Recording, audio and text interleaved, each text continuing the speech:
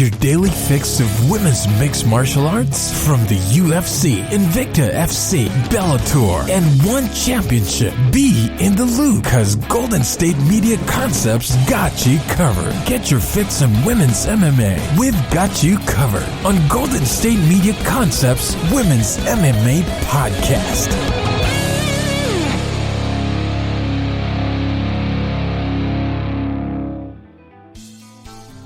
Thank you for tuning into the GSMC Women's MMA Podcast, brought to you by the GSMC Podcast Network. I'm your host, Arnel De Leon, and hopefully you are doing well for yourself. You, your friends, your family, whether you live in the States or internationally, I hope you're doing fine for yourself during a time of major uncertainty. The year of 2020 has been very, very complicated, but you know what? Everything is going back a wee bit normal, so one thing that is very complicated right now is the UFC women's bantamweight scene right now. I'll be talking about UFC on ESPN, Holm vs. Aldana. We have 3 women's matchups here. I got Holly Holm versus Irene Aldana, Julianna Pena against Germaine Randamie, and then Junior Frey going up against Luca Bumi. I'll be talking about each fight extensively and what it means for the UFC's bantamweight division. First off, Holly Holm versus Irene Aldana. Talk about a stellar showcase. An absolute stellar showcase. Holly Holm had a great showing. She had a really good showing against Irene Aldana, and coming to this matchup here, the betting odds were that it was very, very close. It was minus 110 Aldana, minus 110 for Holm. It was a very, very close fight, and people looked at this fight being like, okay, either woman could go win this, but a lot of people were really predicting Aldana going win this matchup. Now, in the end, Holly Holm ended up winning the fight via 5 rounds of action, via unanimous decision. I'll break down the fight stats here. First off, Holly Holm landed 55% of her strikes, 187 out of 342. She landed 154 out of 301 significant strikes, 51%. And she landed 5 of 14 takedowns, 36%.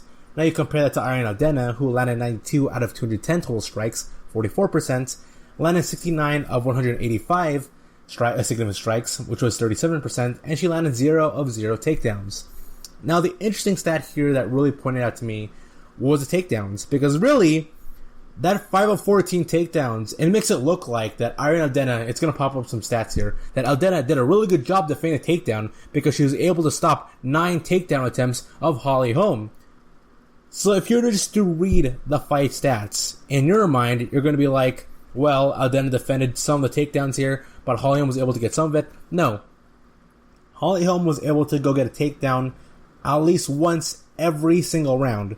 Per round, she was getting a takedown in.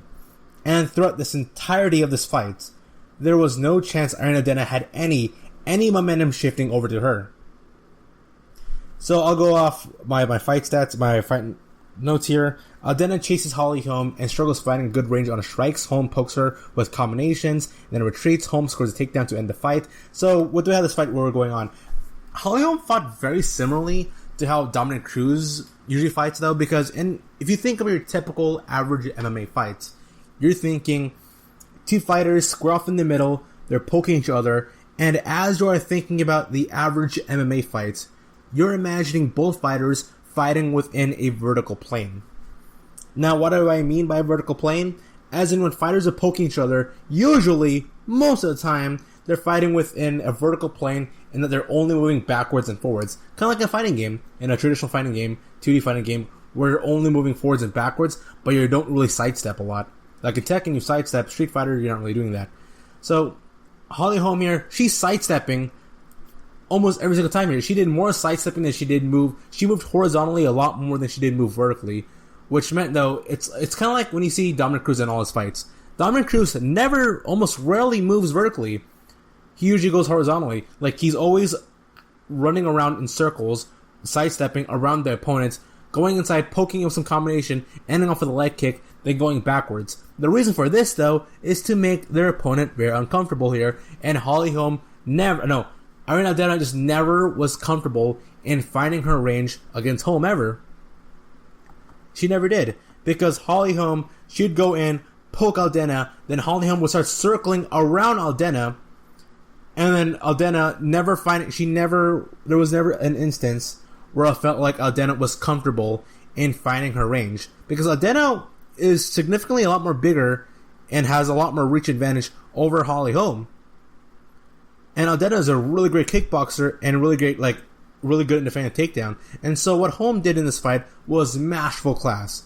Great masterwork over here. Holly Holm making Aldana as uncomfortable as possible, making sure Aldana never gets comfortable within striking range, and Holm is just poking Aldana over and over again.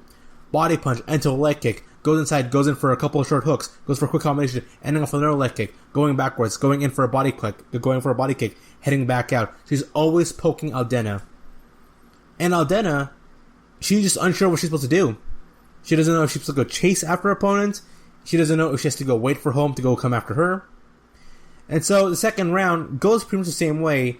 Holm gets a takedown in 3 minutes in. Also in the first round, it ends with Holly Holm getting a takedown in. So already the confidence for Aldana going to the second round is pretty low. She can't find any of her good striking range in the first round, and she gets taken down. Then 2 minutes into the second round, Holm gets a takedown in. Holm slowly works her, and even when Irene Aldana gets back up, after dealing with the ground and pound of Holly Holm, which by the way, Holly Holm's wrestling isn't all that well, but it was just enough to smother and to go make Aldana as uncomfortable as possible. So, Aldana gets back up in the second round. Holly Holm keeps poking her over and over again, sidestepping, circling her, making sure that Aldana never gets within like close range ever.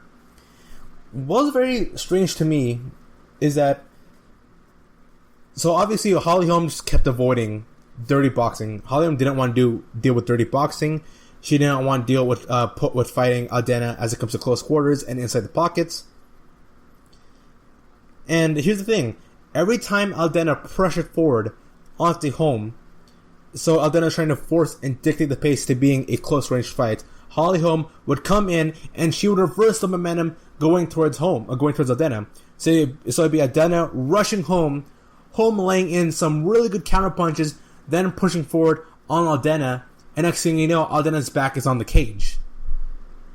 Great work there by Holly Holm. Third round starts. Holm gets a takedown in 2 minutes into the third round. Third round easily goes to Holly Holm. Fourth round pretty much does the exact same here. Holm continues on. Aldana struggles mightily. And the fifth round, Aldana yet again struggles in her range. And the only instances where it really did look like that Irene Aldana was doing well for herself in the fight game really was when she was pretty much putting herself in a bad situation where she overly exerts herself. But instead of planting her feet onto the ground when Holly Holm does go for the counter punches, she backpedals away, which means it resets them to a neutral. I'm using like these fight terms here, but neutral plane means neither fighter has an advantage here. But really, Holly Holm has the advantage, has a better neutral game than Irene Aldana, in the sense that Holly Holm prefers the fighting middle and outside the pocket. She prefers that, so she has a better neutral game than Irene Aldana.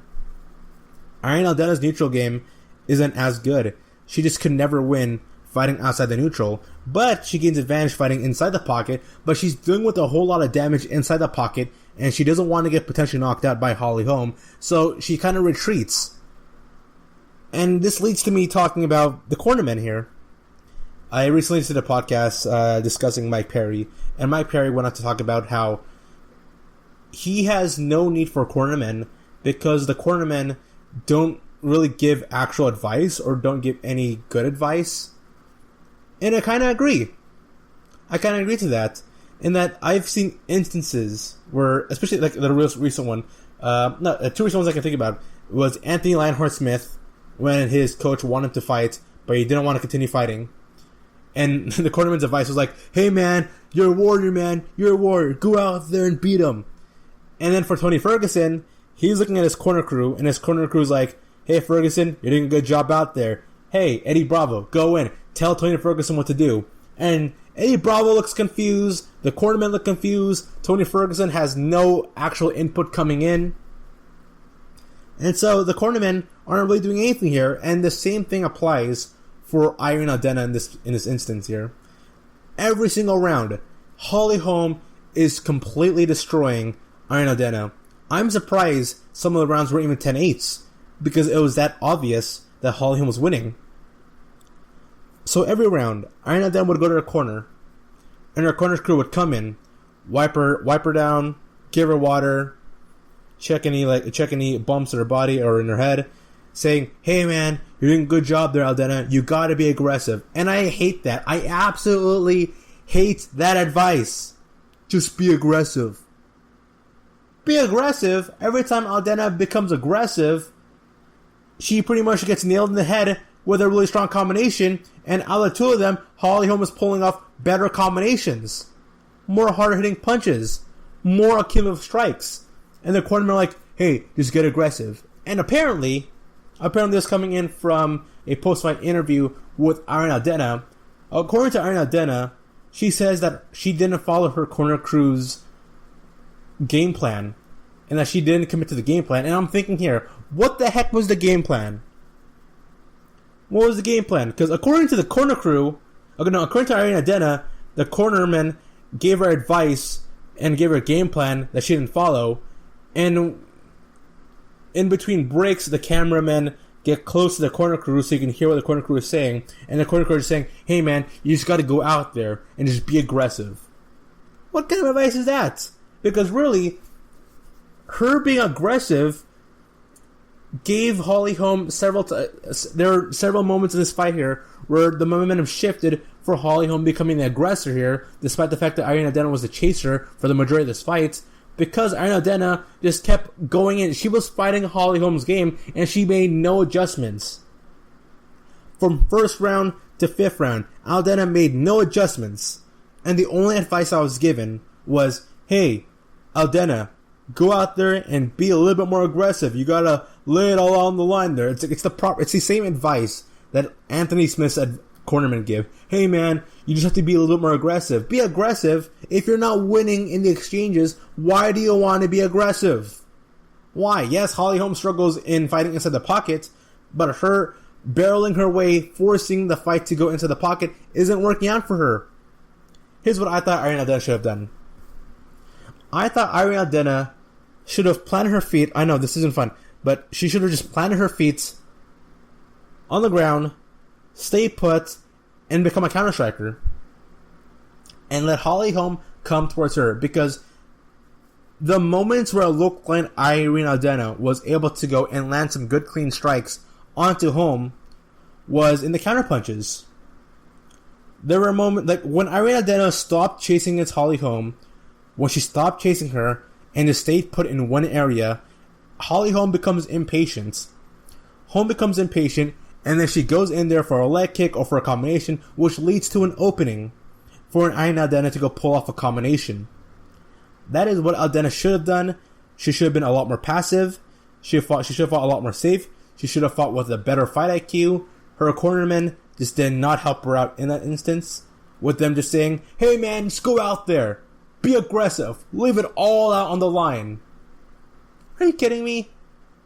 I thought as cornermen, here's the thing, she's paying you, okay? She's paying you to help her win the fight. And when you're just saying, just be aggressive, it leads to nothing. It leads to absolutely nothing. It's not good advice, and I am upset that her corner crew didn't help her out. That's what I'm upset about. And so, Irene Aldana, she went on to go on her, she goes on her Instagram, and she says she'll come back stronger. She issues a statement here, and she says, it's been translated from Spanish. She says, "Today things didn't go my way. First of all, I want to apologize to my corner because we had a very specific fight plan that I could not execute. Not sure what that was, but whatever." Aldana said in a statement posted on Instagram via MMA Junkie, which is translated by MMA Junkie, "I felt that something was wrong with my left foot. It wasn't responding since the beginning of the fight. No excuses. I still know that I faced the best version of Holly, and I congratulated her for winning. I am proud to know that I'm competing with the best in the world. This is how this is. This is how the sport is. We win, we lose, but as I've always shown, the only thing that's next for me is to train harder, improve, and come back stronger than ever. Thanks to all the people who have shown me their support, and in good times and in bad times. Thanks to my sponsors for their incredible support as always. Ready for what's next." And so, Irene Aldana, her head is held up high in a fight that was considered to be a potential number one contenders fight for Holm versus Aldana. I really am upset for Aldana. Holly Holm, we're still unsure. Even though this fight was expected to be a number one contenders fight, I don't really believe so. we still have GDR and Julianna Pena in their fight to talk about. Holly Holm went on interviews and goes on to say that she believes she's one fight away, and after defeating Irene Aldana, she goes on to do another interview where she thinks she's yet again another one fight away, and is especially coming off GDR's performance. So, coming back after a short break here, I'll be discussing the rest of the card here, including GDR, Germaine Randamie against Julianna Pena, right here at the GSMC Women's MMA Podcast.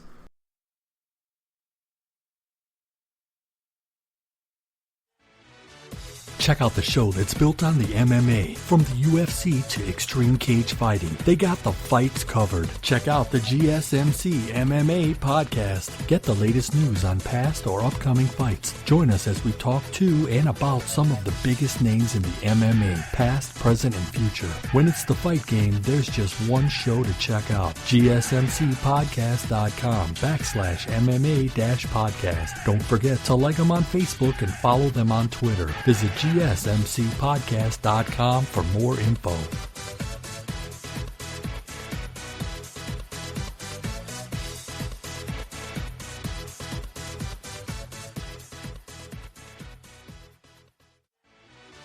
Are you looking for the very best NFL and college football podcast? Then check out the GSMC Football Podcast. Get the latest football news both on and off the field. From the NFL Draft to trades to the rumor mill to the NFL Combines, they got you covered. That's GSMCpodcast.com/football-podcast. Get updates on college rivalries, game day insights, and much, much more. It's football talk the way you want it. This show eats, sleeps, and breathes football. Don't forget to like them on Facebook and follow them on Twitter. Visit GSMCpodcast.com for more info.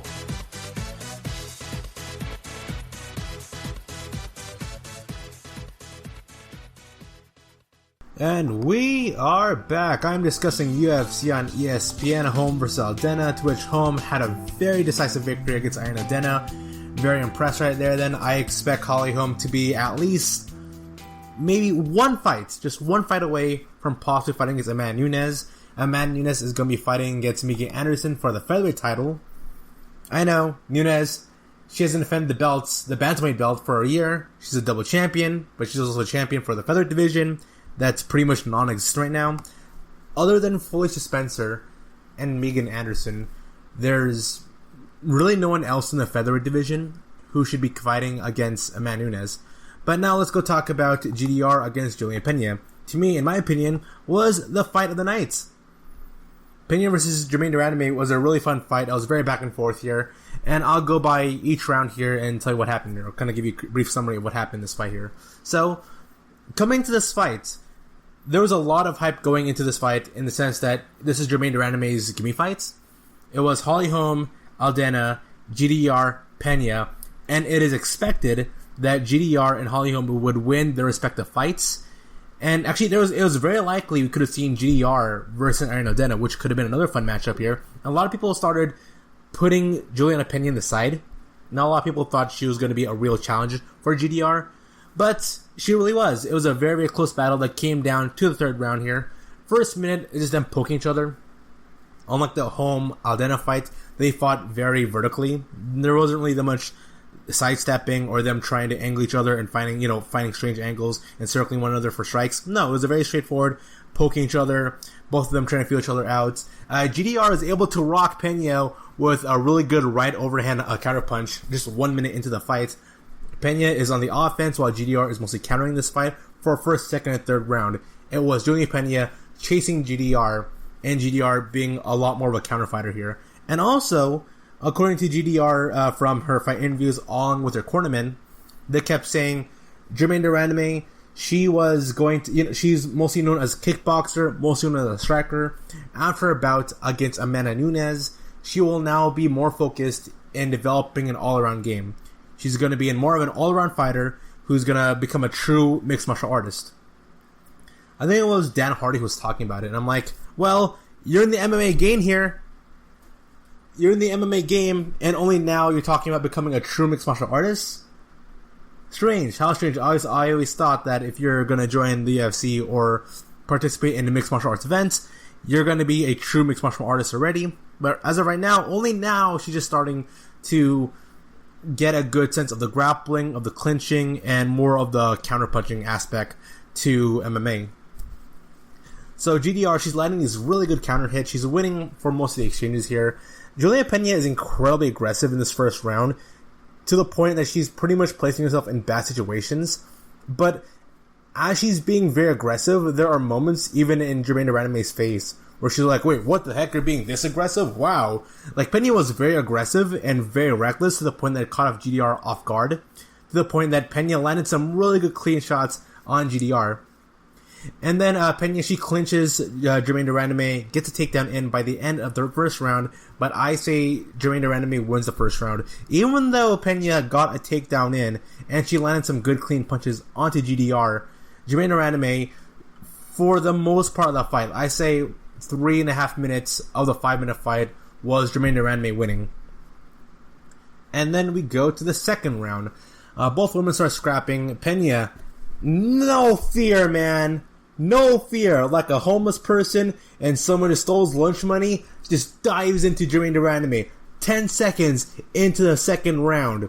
Comes in, straight to GDR. They start throwing bombs to each other. I say Pena was actually winning some of these exchanges. Pena clinches with GDR on the cage. Pena gets a takedown in. So Germaine Randamie, there's a really cool instance actually where Pena is mightily struggling trying to go get some clean headshots in from top position onto Germaine Randamie. And so what GDR does is that she pushes away Pena. Pena gets back from half guard into full guard position. Germaine Randamie ends up kind of winning from bottom position, laying down some hard hammer fists. So Pena starts doing some hammer fists onto GDR's body. Germaine Randamie is doing a really good job protecting her head. For the most part here, Pena started to focus a lot more onto the body punches. When Pena is standing up, she's not doing any leg kicks, she's not doing any body strikes, she's mostly focusing on the head. But when it pertains to clinching and wrestling, Pena starts focusing onto the body. But as Germaine Randamie, she's protecting her head, she's not giving Pena any room to go work for full mount position. Pena tries to hook in for a choke from top position, but GDR is able to reverse out and attempts a Von Flue choke from side control position. So, awesome job here. The commentary team are like, wow, look at Germaine Randamie. She really is being an actual grappler this time. Wow, look at her. Can you imagine Germaine Randamie out-grappling Julianna Pena? Did not expect that to happen. So Germaine Randamie flips over, gets side control, attempts a Von Flue choke onto Pena. Pena looks like she's turning pink. No. She's turning red. She's turning red. Her face doesn't look all that well. Her body position is really bad. GDR pretty much is 5 seconds away, maybe potentially 7 seconds away from getting a Von Flue choke in and defeating Pena. But the bell saves Julianna Pena and prevents GDR from fully locking in the Von Flue choke. So second round, I say Julianna Pena was winning, even though I was mightily impressed by the performance of Germaine Randamie, and that she did a lot more better in the ground. She was able to reverse out from ground position. She was able to land some good clean shots from stand-up and was able to potentially get a submission victory in the final 20 seconds of the fight. Even though Germaine Randamie did all this stuff, Pena, for the most part, was winning. She did better in the stand-up, and also, although she struggled mightily to land in some good shots from top position onto Germaine Randamie, she still did a lot more work. Germaine Randamie, she did a really good job defending herself, but she didn't pull off enough. She did a good job defending herself, but she didn't do enough on the offensive end for GDR to go win the second round. And this leads us going to the third and final round of the fight here. Pena throws her hands and lays several head strikes onto GDR. At this point here, from Pena's point of view, and even from the corner's point of view, one could argue that Pena lost the second round. From Pena's perspective, she knew she was getting pummeled in the first round, and she only won the latter half of the first round. And the second round, even though she won the large majority of the time, she had more control and more ground control, and was doing better on striking. In the final 30 seconds of the fight, it looked like Germaine Randamie was winning. So in Pena's mind, she's like, okay, so I know I didn't do well in the first round. Second round, judges could see GDR winning, so I gotta go all out, alright? Pena did the thing that the cornerman for Irene really wanted Irene to do in her fight against Holm. She just presses forward again, no fear. Julianna Pena starts to get reckless, which leads to GDR landing in some good uppercuts. Pena, she starts like throwing her arms very wildly, and although she is landing some shots onto Germaine Randamie, she's eating it, and she is taking the brunt force of Pena's strikes in order to go and get some good uppercuts in. Pena clinches in with GDR. Pena attempts a single leg takedown, but Germaine Randamie, she locks in a guillotine choke from the bottom position while Pena is attempting the single leg takedown. Unsure if Pena was out, Pena is out cold as the referee ends the fight. It was a very scary moment there. Germaine Randamie wins the fight, defeats Julianna Pena via submission, via guillotine choke from bottom. It was very scary because as she was cinching in the choke, Pena, her arms are wobbling about, her legs wobbling about, and then you can see Pena's left leg goes limp. And Dan Hardy, who was on commentary, was like, "Wait a minute, is Pena out? I can't tell. Is Pena out?" And then after like 3 seconds of Pena being out, the referee comes over, raises the right shoulder of Pena to see if she's still awake, and then her arm goes limp, and then that's the end of the fight. Germaine Randamie wins the fight. It was a very scary moment for Pena. Pena ended up turning out well for herself, but overall, very, very impressive performance by Germaine Randamie. Very impressed by Julianna Pena, because here's the thing, a lot more people thought Germaine Randamie was going to win, more so than Holly Holm was going to win her respective fights. The betting odds were a lot more closer for Aldana versus Holm. And according to the post-fight interviews that both Germaine Randamie and Holly Holm gave, they both believe that they are right there in potentially getting a title fight against Amanda Nunes, but they are also open to the idea that they might have to go fight one more time and win one more fight in order to go get the official title fight against Amanda Nunes. And so it's going to be Megan Anderson versus Amanda Nunes. Their fight is going to be coming up on December. And then for Holm versus Germaine Randamie, what I think, because Amanda Nunes, she's fighting against Megan Anderson, I don't think she's going to come back to the fight game till potentially 6-7 months later. So we could see it that Amanda Nunes, because my vote right now, I'm not discrediting Megan Anderson. I just think it's very likely that we're going to see Amanda Nunes defeating Megan Anderson. Even then, Nunes is both the Bantamweight and the Featherweight champion, which means win or lose, Amanda Nunes is going to fight somebody for her Bantamweight title coming up on June or July. Which means before June or July, I could see early 2020 where Germaine Randamie fights against Holly Holm. That will be the official number one contenders fight between the two fighters. And I can see the winner of that fight Amanda Nunes coming up on either June or July. That's my thought process as to what is happening right now. So these two have fought before, and Germaine Randamie defeated Holly Holm in a surprising fashion. People really predicted Holly Holm winning that fight. And now, in their subsequent rematch, which obviously is coming up right now, because if I was the match bookers for the UFC, I would be unsure of myself. I would be unsure. I would be thinking, hey, who deserves a fight against Amanda Nunes? Both of these women fought really good. Both of these women fought very impressive in their last previous fight here. So, who deserves the title fights? So these two are going to be booked for a fight here, and I am seeing the best version of Holly Holm. I am seeing the best version of Germaine Randamie. So when these two, and if and when these two end up fighting again, it's a complete toss-up. It is a complete toss-up for as good of a striker Holly Holm is, and how much she's improved significantly, and how much she put on a clinic against somebody who is very comparable to Germaine Randamie and Irene Aldana. It's hard to put that much confidence points on Holly Holm. There really is. It's also cool knowing that Germaine Randamie is developing this all-around game. I'm kind of worried now that because in the post-fight interview she had with Dan Hardy came out and was like, "Oh man, wow, Germaine Randamie, you won via submission. I can't believe I'm saying that. Can you believe you do that? Wow, it's like the commentary team were just sandbagging Germaine de Randamie, being like, wow, I can't believe it. Germaine de Randamie actually won with grappling. OMG, what the heck is happening here? And Germaine de Randamie is like, yeah, man, I'm developing an all-around game. I can do submissions. If your neck is available, I can go do it. I can go wrestle now. So, an all-around Germaine de Randamie, who is still arguably the best striker in the Bantamweight division, is going to be fighting against Holly Holm, whose striking ability has improved significantly since their last bouts. It has proved significantly a lot. Do I think Holly Holm can do the same thing she did on Aldana? No.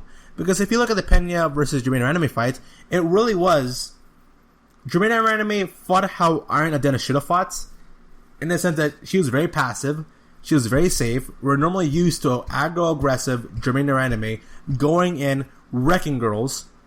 But we didn't see that. We saw a very safe, very passive Germaine Randamie, and unlike Irene Aldana, GDR is perfectly fine eating shots if it means finding opportunities to rock her opponent, because she knows she's that good of a striker. For Aldana Holmes, Aldana would get caught with a couple punches, a couple strikes, and then she would back away, and the fight would go back to the neutral game. I don't see with GDR. I see if there was an instance where Holly Holm dives in onto Germaine Randamie. Germaine Randamie, she's going to go stick her foot in the ground, she's going to lay in some good counter strikes, and she's going to eat whatever strike she can in order to go pull off a knockdown.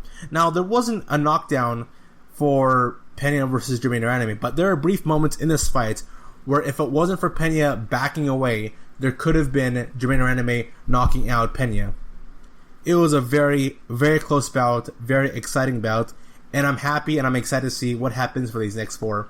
I expect Aldana and Pena to get matched up next, since they both lost their respective fights, and I expect Germaine Randamie against Holly Holm getting a number one contenders fight against Amanda Nunes coming up early 2021.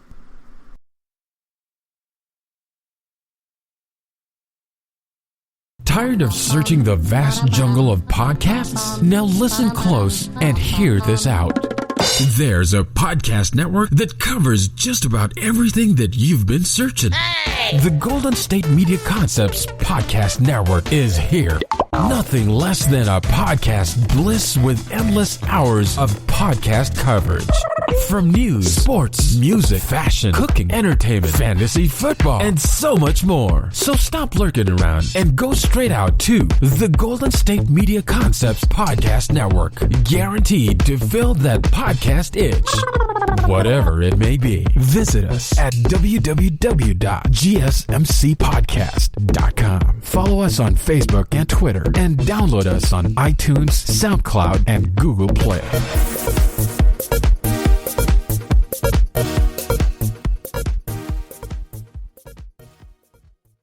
This is your ultimate stop for everything sports. The Golden State Media Concepts Sports Podcast. Should I say more? From the NFL, MLB, the NBA to MMA, it's all in here. The Golden State Media Concepts Sports Podcast. Listen now.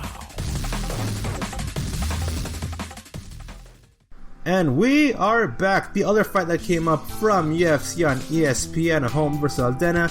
We have our Loma Lookboonmee against Jin Yu Frey. Jin Yu Frey, she lost the belt. Loma Lookboonmee won the fight via unanimous decision after 3 rounds of action. And I'll give the fight stats here, then give my quick opinion on the fight here. So, Loma Lookboonmee, she landed 60% of her total strikes, 85 out of 142. She landed 58% of her significant strikes, 80 of 137. Was 0-1 in her takedowns. And then we have Jin Yu Frey, who landed 39 of 75 of her total strikes, 52%, landed 26 of 61 significant strikes, and was 1 of 4 in her takedowns. Jin Yu Frey, there was one instance to which Jin Yu Frey was able to get a takedown in on Loma Lookboonmee, and then she worked on Lookboonmee, but she really didn't do that much damage in the first place in this fight. Jin Yu Frey was aiming for a takedown in this fight, and I was just so confused. So Jin Yu Frey, her run right now in the UFC has not been doing well for herself, dude. She has not. Let me look how... So she is a former Bantamweight champion, right? So she's a former Bantamweight champion, a proper veteran of the sport here, and coming in, she lost to Kay Hansen. it's so weird how like Junior Frey came to the UFC with a whole lot of like ice for me, from my perspective. I thought Junior Frey would do well for herself. She is a big. This is a strawweight, wasn't it? Was it straw? Yeah. So she is a big strawweight, man. She came in as an atomweight, and she just murked people at atomweight because she was always bigger and stronger than anyone else. She was bigger and stronger than Lumina Lukbumi, and it was very obvious in the clinching and in the grappling. Junior Frey was the bigger, stronger fighter. But what's going on here? What's happening? So she lost to Kay Hansen, and there's like a 13-year age difference between her and Kay Hansen, over a decade's worth of fight disparity, experience disparity between her and Kay Hansen. She lost via armbar, and then she fought against Lomo Lukbumi. By the way, I like Lomo Lukbumi here, but Junior Frey, I don't get what her strategy was. I'm upset. I don't get what she was trying to go for here. I think Junior Frey, she wanted to turn this to a wrestling game here, but this upsets me all the time. This doesn't just apply to women's mixed martial arts. This applies to a lot of freaking MMA fights, and that's what's going through your head, knowing that your strategy is to wrestle, but you're perfectly fine squaring off with the other person for about 4 minutes. Doing stand-up striking. Like, what is going through your head? The thing I like about Khabib Nurmagomedov is that he just blunt up front with it, though. He's all like, I'm gonna go in there and I'm gonna wrestle. There's gonna be some boxing, there's gonna be some kickboxing, but you know what? I'm gonna wrestle. And within the first, like, minute and a half of the fights, of all his fights, he just barrels his way through. No fear. He does not care. Absolutely does not care if he gets some strikes coming to his way as he's attempting a takedown. A lot of the best wrestlers just do not care about, potentially getting hit as they attempt a takedown. It's a given. It's MMA. It's a fight.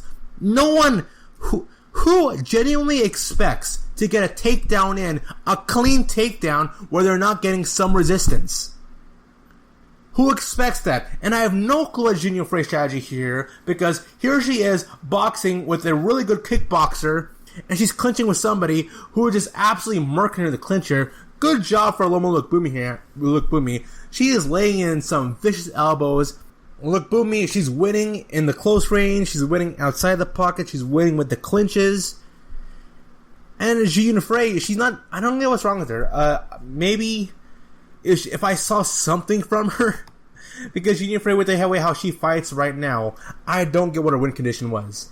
I don't get it. The commentary team were sandbagging Junior Frey, being like, okay, you obviously want to make this to a wrestling match. Why the heck aren't you, like, trying to wrestle? Like, what's going on here? You know what? Good job on Lukbumi, man. She completely murked her. Great showcase there. I'm happy for Lukbumi giving a strong performance. I'm mostly upset as Junior Frey giving out a very disappointing performance where I'm not really sure what her game plan was. And her corner crew didn't do anything about it. Like, what's going on? Like, is Junior Frey in that phase in every MMA fighter's career?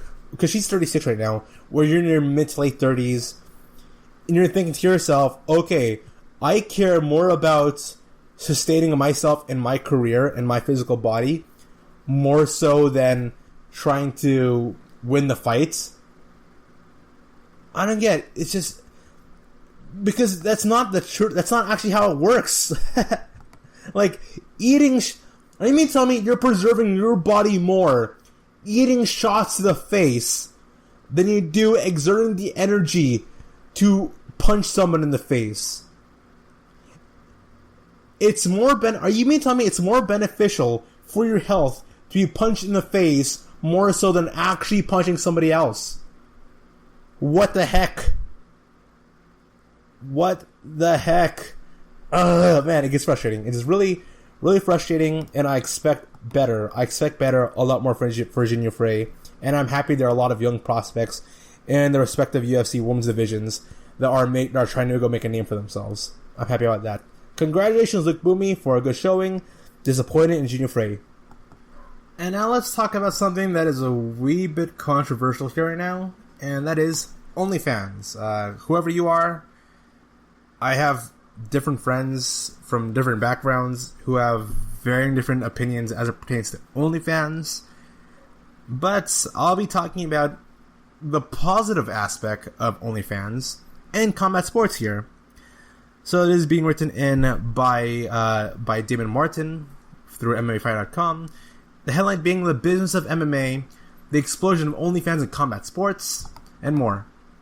And so, thanks to the global coronavirus pandemic, Bec Rawlings has only fought one time in 2020, and while she's holding out hope to book another matchup before the end of the year, nothing is guaranteed right now. After sitting out the past 8 months, the 31-year-old Australian veteran would normally be freaking out about her finances, even with a regular fight schedule while competing in major promotions like the UFC or Bellator. There are more than a few athletes who essentially live paycheck to paycheck when competing in MMA, but Rawlings hasn't been forced to go into panic mode about her bank account largely because of the OnlyFans page she started earlier this year.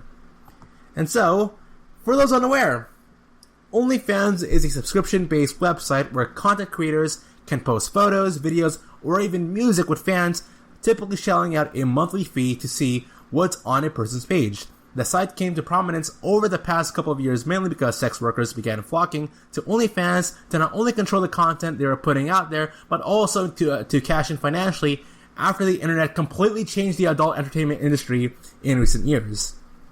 With YouTube-style sites essentially giving away videos and photos for free, many sex workers saw profits plummet. That's where a site like OnlyFans started to flourish with the subscription-based model, where creators are paid out based on the number of people who are willing to pay to see their content. While OnlyFans has generally been recognized for adult only, the site wasn't explicitly set up strictly for sex workers. Fitness models, dancers, and all sorts of other people from various industries began setting up pages through OnlyFans, which then allowed subscribers to pay to see their content. Rawlings started her page back in January, and she started the benefit to her own has been huge, especially with her fight career largely put on hold due to the pandemic. Look, it's been a game changer for me, Rawlings said when speaking to MMA Fighting. I'd be stressing, and freaking out right now. I definitely wouldn't be in the situation I'm in right now if I didn't start my OnlyFans. I took the plunge, and I've never really been one to care about what people think or say. I put myself out there, and it's definitely paid off. Normally, I'd be freaking out right now if I haven't fought yet and made it some money. So it's given me an opportunity to make some money elsewhere, so it's definitely saved me during this. It's been good, I'm enjoying it, I've always been good putting stuff online, and with social media, so it's allowed to me to get more exclusive website where people can pay to see your content and actually make some money off it instead of putting stuff up on Instagram or Facebook, and they reap all the benefits.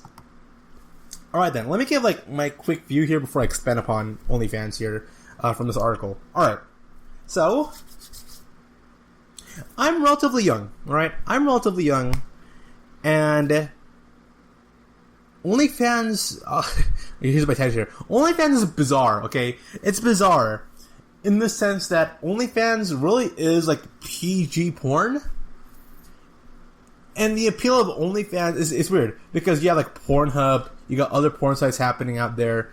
You can go on YouTube and you can watch like unadulterated stuff. You can see finding adult content that's free is super easy. Super easy. And one of the strange appeals for OnlyFans is the fact that there are a lot of like big name celebrities or influencers or people who have some name value that are popular in other sports, like in other things. For instance, Bec Rawlings here, MMA fighter. Okay, then I'm pretty sure it is very likely you're gonna find like a sex worker who also is an MMA fighter, or who also is a YouTube influencer, or who also like plays video games and is on Twitch, who is also like a model, who's also like, for OnlyFans, it provides a website to which females can go and have the opportunity to go make more money as a side hustle. And here's the thing with OnlyFans. What's really strange about OnlyFans is that there's this huge like geek nerd appeal to OnlyFans. Now, I am always supportive of whenever male or female being able to make money by alternative means when the current job occupation you have right now isn't enough for you, I am full on supportive of that. I am supportive of Al Quinta. He does real estate. Who's on the first? I think Chael Sonnen also does like some real estate also. We have like people like Chuck Liddell, Randy Couture. They have their own restaurants going on. We had Rich Franklin, who is both a teacher and also a fighter. Michelle Watterson, Dominic Cruz, Daniel Cormier. They're doing sports broadcasting, working for the UFC and ESPN, UFC Fight Night, doing commentary, while also being fighters.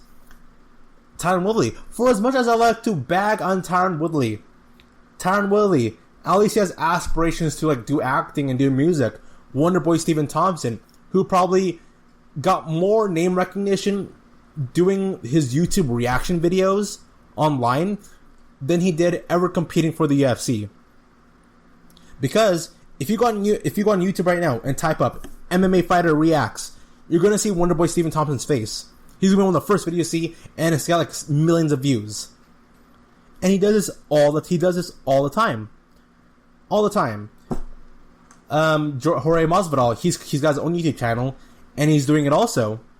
So I'm always supportive of fighters, male or female, having the opportunity to go make money. And OnlyFans here, you can make a whole lot of money doing OnlyFans. Alright then, now, I understand OnlyFans can be a turnoff for a lot of people. Like, I, myself, can never get into OnlyFans for personal reasons. And also, I get OnlyFans, but I'm not attracted to the appeal of OnlyFans. Me being a geeky, nerdy guy, there are like a lot of female Twitch people out there who play video games, and they're not really that interesting, honestly. They're like a lot of Twitch girls who play video games.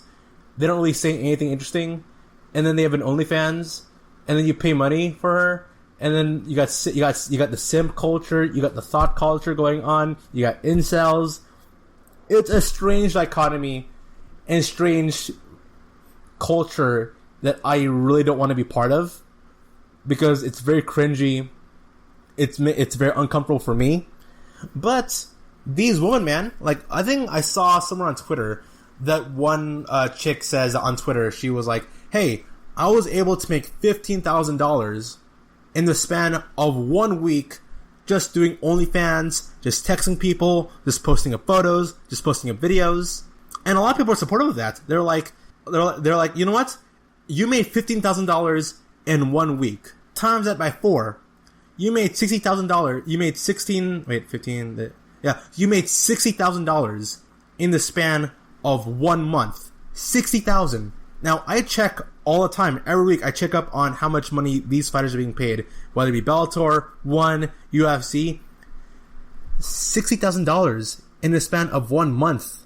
And that being your regular job. Or even a side hustle. That's amazing. You can compete for the UFC, and you can maybe make $60,000 in 1 year. You can do OnlyFans, and you could potentially make $60,000 in a span of 1 month. Amazing. You're listening to the GSMC Women's MMA Podcast. Come back after a short break here discussing OnlyFans and the world of mixed martial arts. Are you looking for help for your fantasy football team? Check out the GSMC Fantasy Football Podcast. Get today's best advice on who to start, who to sit, even who you should draft. From sleeper picks to red hot lineups, they got it all covered for you. That's GSMCpodcast.com/fantasy-football-podcast. We'll cover traditional leagues, dynasty, PPR, even IDP leagues. When you need fantasy help, there's just one show to hit up. Don't forget to like them on Facebook and follow them on Twitter. Visit GSMCpodcast.com for more info.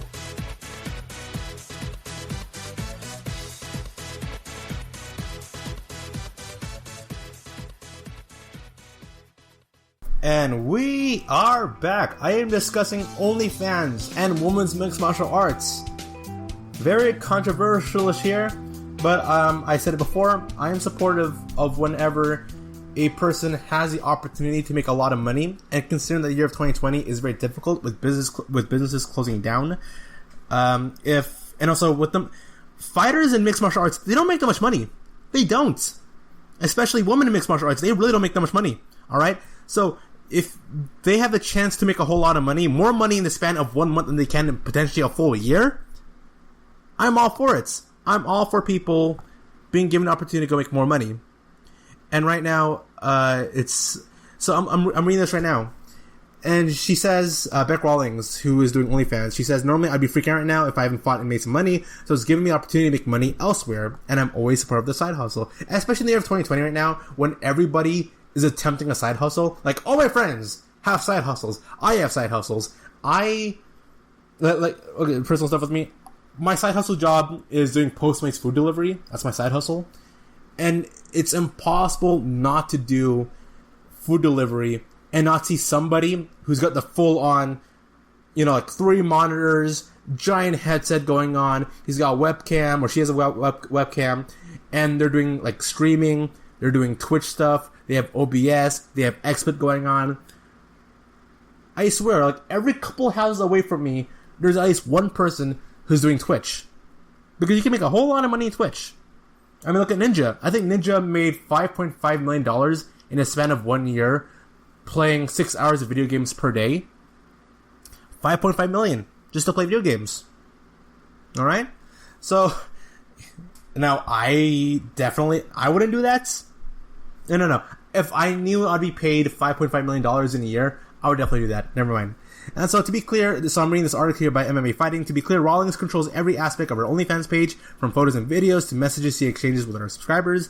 She also reaps the benefits when it comes to the money being made from OnlyFans because creators keep 80% of the profits made from the site. I like having control of everything, Rawlings said. I've had people say they were thinking of starting one and they asking if someone else would be controlling it for them. Nope, I control everything that I do. I like going on there. I like having a choice of what I put out there. I like talking to people. If I want to stop doing it, I can do it. I'm not locked into any contract. I like having freedom and control over my own brand. Subscription fees can change, with some creators offering a free page where they can sell specific content to followers, while others charge fees that could range from $5 to upwards of $50 a month to access their page. While there is certainly a lot of adult content on OnlyFans, there's absolutely no rule that says anything posted needs to promote nudity or be overly sexualized. Now here's the thing. You can just, if you're at the beach, and you can just take a picture of yourself, post it on your OnlyFans thing. That's all you really need to do. You don't need to be full on. It doesn't need to be full on nudity. It can just be you eating a cupcake, or you eating a banana, or you drinking water, or just you just walking down the street, and that's perfectly fine. You can post it on OnlyFans, and depending on who you are, there are people who are willing to pay money just to see that stuff. All right. Musicians like Cardi B have started an OnlyFans page. There are chefs who are dishing out cooking lessons through their OnlyFans page. Makeup artists host content on OnlyFans to give tutorials and more personalized instructions to fans or potential clients. Following in Rawlings' footsteps, along with former UFC title contender Jessica Pena, who started her own page at the same time, numerous combat sports athletes, and personalities have launched their OnlyFans pages. UFC athletes such as Jessica Ai, Claudia Cadella, and Hannah Goldie currently boast pages on OnlyFans. UFC Octagon girls Brittany Palmer and Ariana Celeste have also set up their pages through OnlyFans. Other fighters like Barb Hunchak and Catherine Leonard also boast their OnlyFans pages. Former UFC fighter and current PFL athlete Cindy Denoz launched her OnlyFans page in 2020 after the COVID-19 pandemic forced her gym to close down, which left her in a tight spot financially. Not only was her gym not able to operate, but PFL decided to cancel their 2020 season, which means Denoz wasn't going to fight until sometime next year at the earliest. Denoz goes on to say, I lost my gym during this COVID lockdown, no help from our government, and fights were cancelled, leaving me with big financial problems. I decided to make an OnlyFans account so I can collect my money to reopen the gym and give the youngsters their home back. For her part, Rawlings is glad to see other athletes of taking advantage of money-making opportunities like OnlyFans, which can serve as an alternative source of income when fighting just isn't paying the bills. I think it's cool to see other fighters and especially athletes embrace the site and hustle on something that we can, Rawlings said. We can't tell the future, and with the pandemic, we don't know when we're going to fight, and so this is a way to set yourself up and have another source of income. It'll be interesting to see what kind of content people are offering and if they stick around. I think it's definitely something everyone needs to embrace. It's good for the sport, it's good for the fighters, and it's good for the fans to have a different kind of contact and support for the fighters. After initially launching in 2016, OnlyFans exploded in popularity with more than 30 million registered voters, with approximately 450,000 content creators, and that number is going to boost up. I won't be surprised if by the end of 2021, we're going to have 1 million content creators, and it's going to be very similar to YouTube. Not as big as YouTube, but it can definitely happen. Or the fact can completely die out, whatever. Actress Belle Thorne recently launched her own OnlyFans page and reportedly raked in over $2 million in a single week on the site. Of course, the 22-year-old former Disney star also landed in hot water after charging subscribers excessive fees for photos, but still, she made $2 million in a single week. $2 million. While Rongs obviously wasn't going to share her bank statements, she says the amount of money she's made from OnlyFans has really kept her family afloat during the pandemic. I'm definitely not Bella Thorne level at all, but I've made some decent amount of money. It's definitely been worth it, especially with the criticism that come with it. Oh, this is what MMA fighters have come to, like we're stooping to some level, and it's not like that at all. It's your choice on what kind of content you can put in your profile. I think people just naturally assume the worst. Of course, when they see other stuff on that kind of site, they assume that we're posting on there also. It's definitely been worth it. I've made some great money there. One prominent MMA manager who requested anonymity when speaking to MMA fighting said that one of their athletes was able to take home between $15,000 to $25,000 in a single month from their OnlyFans page.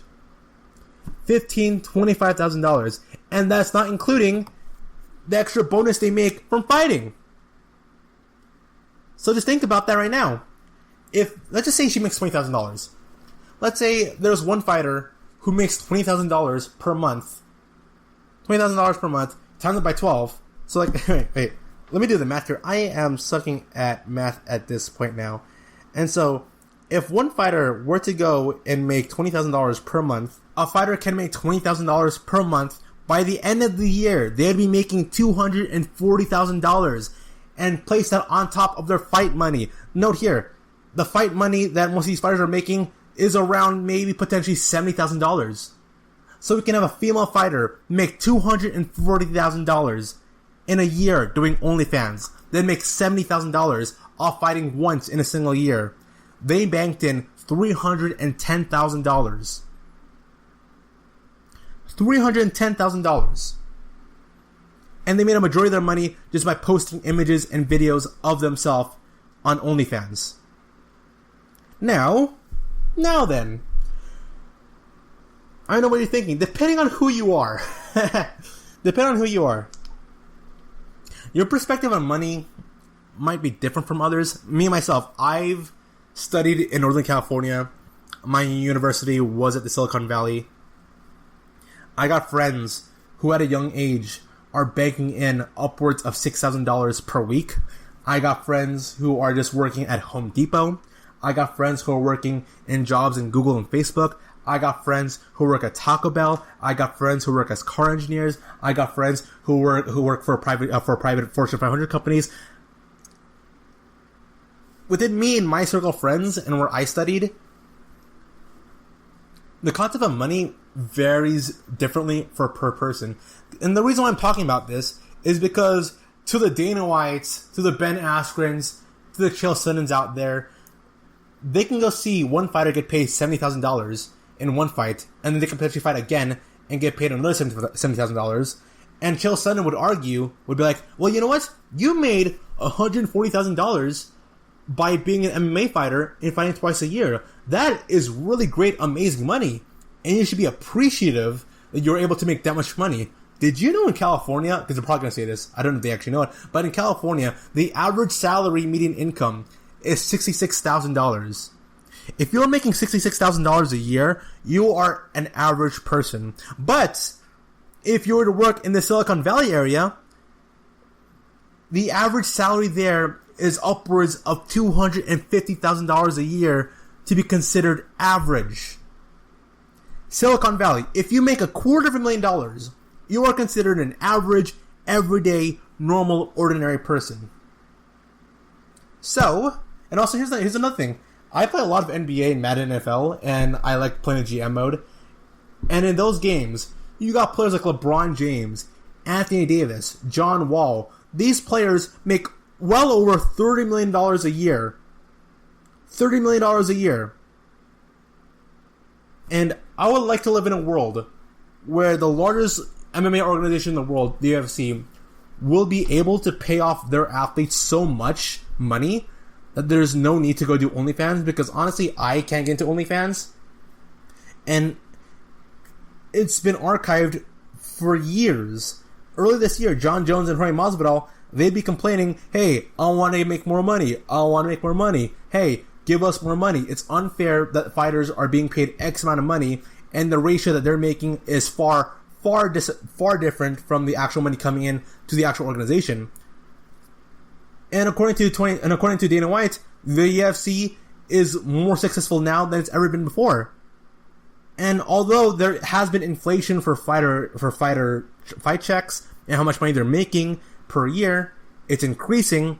It's still not increasing enough. It's still not enough. I am tired of this idea that MMA fighters should be just appreciative of the opportunity they are given in UFC, because according to Dana White, being an MMA fighter, it's not a career, it's an opportunity. Okay, then. If it's just that, then I don't see anything wrong with a lot of fighters looking towards OnlyFans being a career and being an MMA fighter for the UFC as a side hustle. Let's be honest, if Dana White sees being a UFC fighter as a side hustle, then why don't more women fighters go out there and be like, you know what?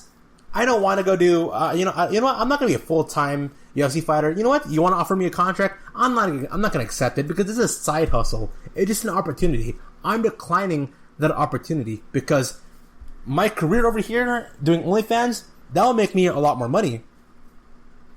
And right now, there are a lot of fighters who are being signed in by the Contender Series. And here's one good thing about the Contender Series that Dana can do. He's offering lowball contracts to these fighters from the Contender Series, probably being paid upwards of like maybe $30,000 to $45,000 per fight, maybe. So he's giving these lowball contracts to these athletes who could potentially make a lot more money doing other stuff. I don't know, being an engineer, OnlyFans. Like, there are other things you can do that can grant you more money in MMA. Here's what I believe. If you are going to be an MMA fighter, you better have the passion and love mixed martial arts, because there is no way you should ever get into mixed martial arts if you want to be rich. No way. You should use mixed martial arts as a platform, but you should never use it as the basis as for you becoming rich.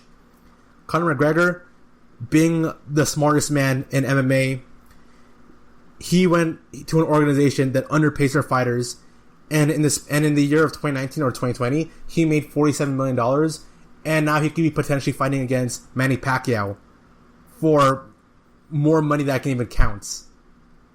So, whatever your opinion is on OnlyFans, whether you like it, whether you don't like it, always be supportive of people having the opportunity to make more money. Because in the year of 2020, when businesses are closing down, finances are really scarce right now. We got some people who are leaving their jobs, quitting their jobs, getting fired. The current economic states right now, the current economic state of America right now is very up in the air. So I'm happy for Rawlings. I'm happy for Claudio Cadella. I'm happy for other fighters going out there and finding money, being able to make money elsewhere.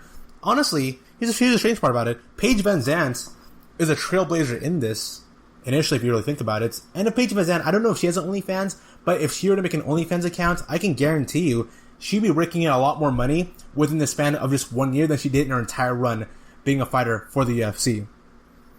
And that brings us to a close for today's podcast.